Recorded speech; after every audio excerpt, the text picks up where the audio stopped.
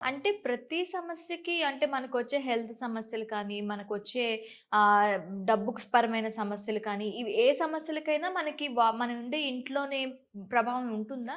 ఇంటి ఎఫెక్ట్ బాగుంటది. హుహు.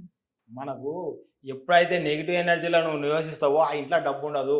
ఓకే. లక్ష్మీదేవి ఎక్కడుంటది? పాజిటివ్ పవార్ ఉంటది. హ్మ్. ఎక్కడైతే డబ్బు ఉంటలేదో, ఆ నెగెటివ్ ఉంటదో అక్కడ డబ్బుండదు. నువ్వు హ్మ్. ఇల్లు కట్టున్నాక ఎన్నడూ రూ. 1,00,000 బీరువాలో పెట్టవు. ఎందుకంటే ఎంత డబ్బొచ్చినా సరే, హ్మ్. ఒక 10,000 రాగానే ఖర్చొస్తది.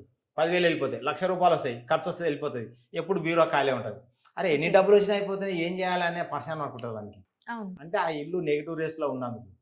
అయితే అలానే బ్లాక్ స్టోన్, భూమి హ్మ్. లోపల బ్లాక్ స్టోన్ ఉంటది. హ్మ్. బ్లాక్ స్టోన్ గూడా అల్ట్రావైలెట్ కిరణాలు రిలీజ్ చేస్తది.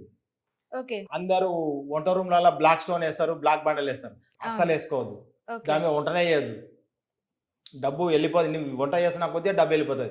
ఎప్పుడైనా గాని మన ఇంట్లో డబ్బుండాలంటే ఫైర్ ఉండాలి. మంటుండాలి. ఓకే. మంట స్థానంలో నీళ్లుంటే డబ్బెళ్ళిపోతుంటది. అదేంది బ్లాక్ స్టోన్ అంటే నీళ్లు.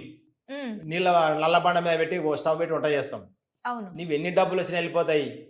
అలానే ఇంకొకటి వాస్తు ఏం చేస్తాము తప్పంటే గ్లాస్ పొయ్యి. హ్మ్.